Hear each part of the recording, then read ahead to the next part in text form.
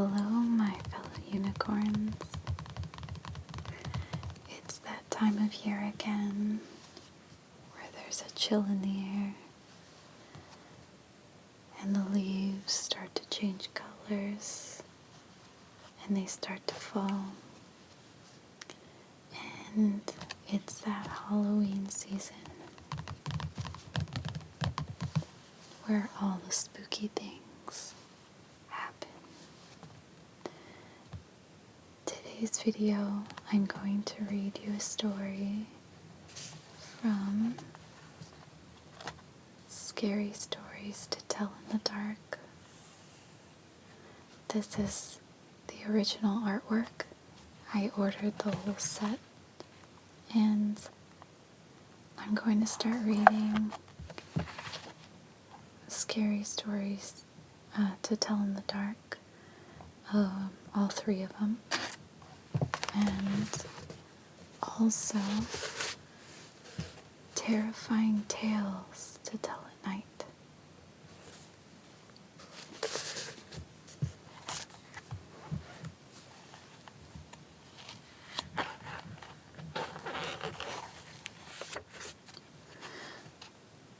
I've always found the illustrations in these books to be pretty frightening.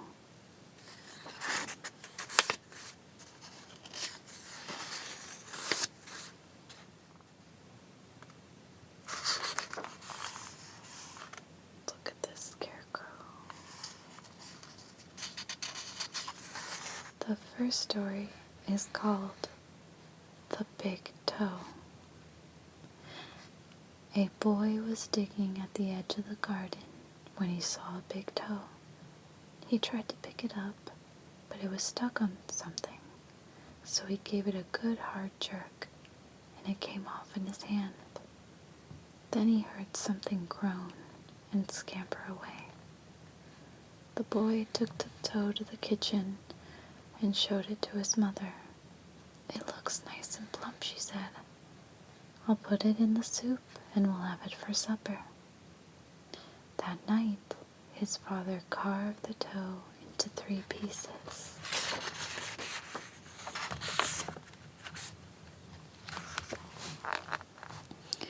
And they each had a piece.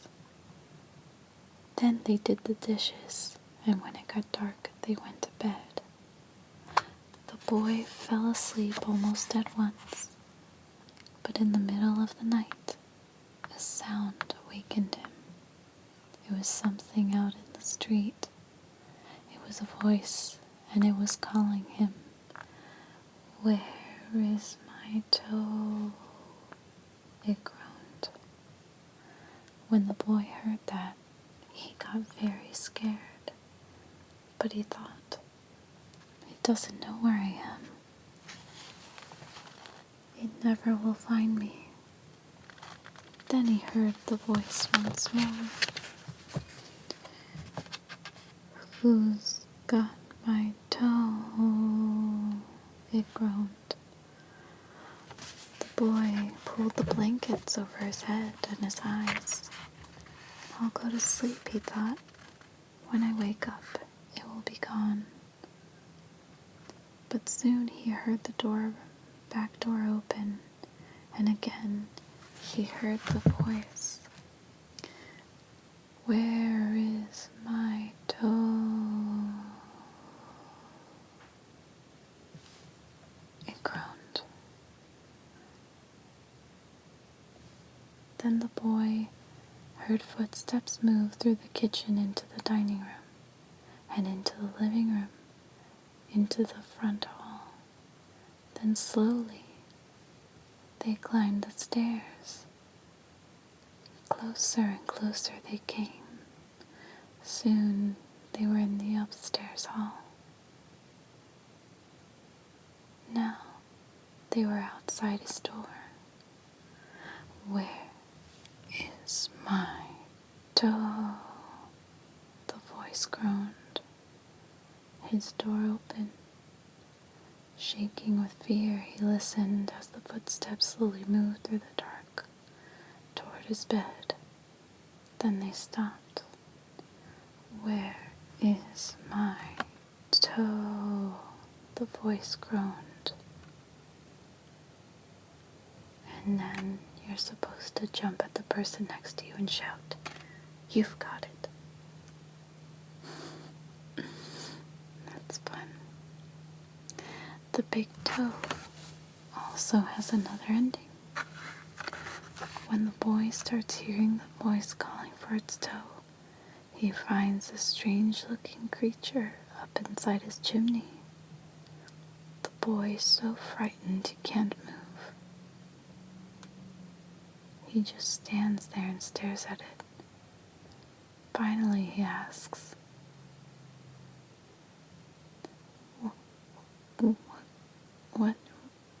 What you got such big eyes for?" And the creature answers, "To look you through and through." "What you got such big claws for?" "To scratch up your grave." "What you got such a big mouth for?" "To swallow you whole." "What you got such sharp teeth for?" "To chomp your bones." And you're supposed to pounce on one of your friends as you say that last line.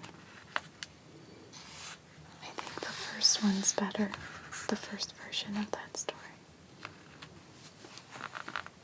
Look at this illustration. There's a figure, a dark figure, the full moon, and the trees. This story is called The Walk. My uncle was walking down a lonely dirt road one day. He came upon a man who was also walking down that road. The man looked at my uncle, and my uncle looked at the man. The man was scared of my uncle, and my uncle was scared of the man. But they kept on walking, and it began to get dark. The man looked at my uncle, and my uncle looked at the man. The man was very scared of my uncle, and my uncle was very scared of that man. But they kept on walking, and they came to a big woods. It was getting darker, and the man looked at my uncle, and my uncle looked at that man. The man was really scared of my uncle, and my uncle was really scared of that man. But they kept on walking, and deep down into the woods they went. It was getting darker, and the man looked at my uncle, and my uncle looked at the man. The man was terribly scared of my uncle, and my uncle was terribly scared of... Then you're supposed to scream.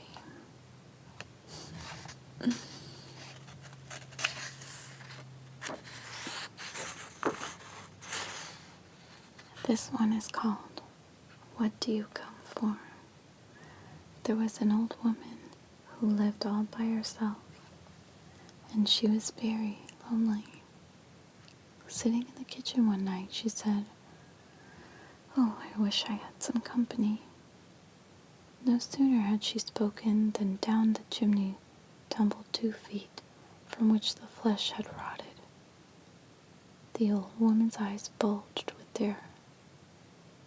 Then 2 legs dropped to the earth and attached themselves to the feet. Then a body tumbled down, then 2 arms and a man's head. As the old woman watched, the parts came together into a great gangling man. The man danced around the room. Faster and faster he went. Then he stopped and looked into her eyes. "What do you come for?" she asked in a small voice that shivered and shook. "What do I come for?" he said. "I come for you." And you're supposed to jump at someone.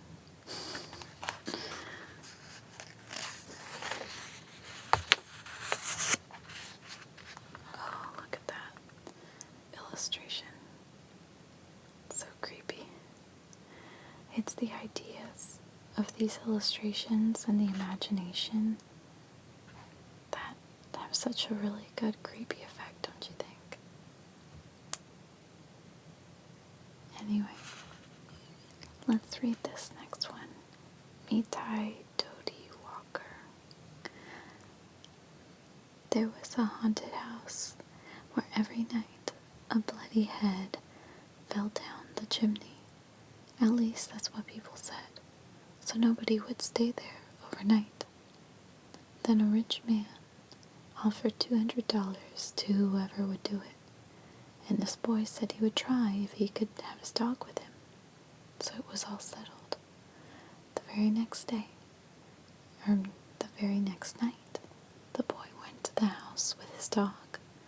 To make it more cheerful, he started a fire in the fireplace. Then he sat in front of the fire and waited, and his dog waited with him. For a while, nothing happened, but a little after midnight, he heard someone singing softly and sadly off in the woods. The singing sounded something like this: Mitai Dodi Walker. It's just somebody singing, the boy told himself, but he was frightened. Then his dog answered the song. Softly and sadly it sang, Lynchy Kinchy Collie Molly Dingo Dingo. The boy could not believe his ears. His dog had never uttered a word before. Then a few minutes later, he heard the singing again. Now it was closer and louder, but the words were the same. Mitai Dodi Walker. This time the boy tried to stop his dog from answering. He was afraid that whoever was singing would hear it and come after them. But his dog paid no attention, and again it sang, Lynchy Kinchy Collie Molly Dingo Dingo. A half hour later, the boy heard the singing again. Now it was in the backyard, and the song was the same. Mitai Dodi Walker.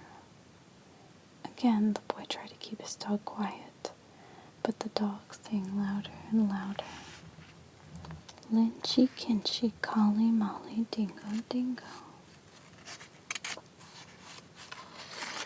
Soon, the boy heard the singing again. Now it was coming down the chimney. Mitai Dodi Walker. The dog sang it right back. Lynchy Kinchy Collie Molly Dingo Dingo. Suddenly, a bloody head fell out of the chimney. It missed the fire and landed right next to the dog.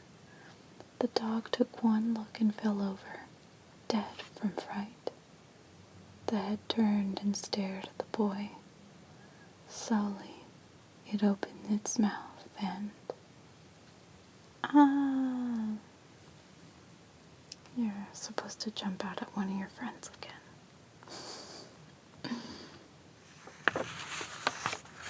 Oh, this one's good. Look at that. It's creepy. Let's read this one. He heard footsteps coming up the cellar stairs. There are ghosts in this chapter. One comes back as a real person. Another takes revenge on her murder. And there are other strange happenings.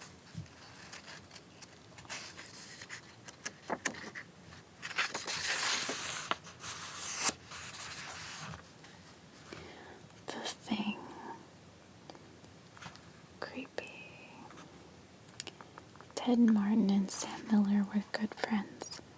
They spent a lot of time together. On this particular night, they were sitting on a fence near the post office talking about one thing and another. There was a field of turnips across the road. Suddenly, they saw something crawl out of the field and stand up. It looked like a man, but in the dark, it was hard to tell for sure. Then it was gone. But soon, it appeared again. It walked halfway across the road, then it turned around and went back into the field. Then it came out a third time and started towards them. By now, Ted and Sam were scared, and they started running. But when they finally stopped, they decided they were being foolish. They weren't sure what had scared them, so they decided to go back and get a better look. Pretty soon, they saw it, for it was coming to meet them.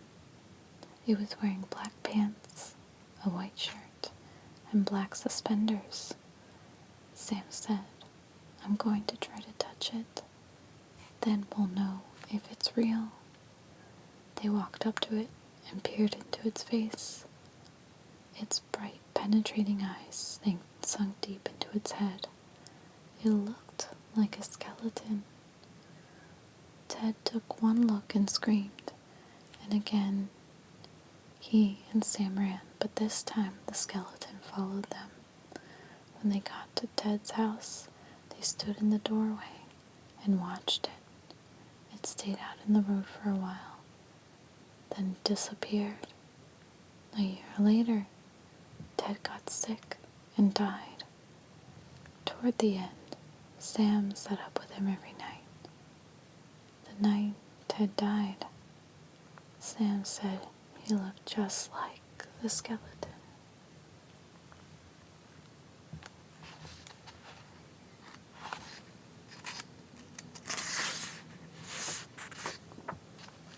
I kind of want to read one last one for fun. This one's called Cold as Clay. A farmer had a daughter for whom he cared for more than anything on earth. She fell in love with a farmhand named Jim, but the farmer did not think Jim was good enough for his daughter. To keep them apart, he sent her to live with her uncle on the other side of the county. Soon after she left, Jim got sick, and he wasted away and died. Everyone said he died of a broken heart. The farmer felt so guilty about Jim's death. He could not tell his daughter what had happened. She continued to think about Jim and the life they might have had together.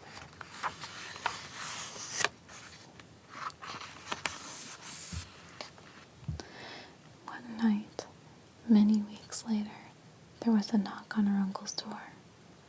When the girl opened the door, Jim was standing there. "Your father asked me to get you," he said. "I came on his best horse." Is there anything wrong?" she asked. "I don't know," he said. She packed a few things and they left. She rode behind him, clinging to his waist. Soon he complained of a headache. "It aches something terrible," he told her. He put her hand on his forehead. "Why, you're as cold as clay," she said. "I hope you are not ill." And she wrapped her handkerchief around his head. They traveled so swiftly that in a few hours they reached the farm. The girl quickly dismounted and knocked on the door. Her father was startled to see her. "Didn't you send for me?" she asked. "No, I didn't," he said. She turned to Jim, but he was gone, and so was the horse. They went to the stable to look for them. The horse was there. It was covered with sweat and trembling with fear, but there was no sign of Jim. Terrified, her father told her the truth about Jim's death. Then quickly, he went to see Jim's parents. They decided to open his grave. The corpse was in its coffin, but around its head they found the girl's handkerchief. I hope you enjoyed this selection of scary stories to tell in the dark. Tomorrow I'll read more. I hope these stories enlighten you and make you feel spooky. I know they do for me. I really loved these when I was a child, and I really enjoy them right now. so nostalgic for me. Anyway, thank you guys so much for watching. Good night.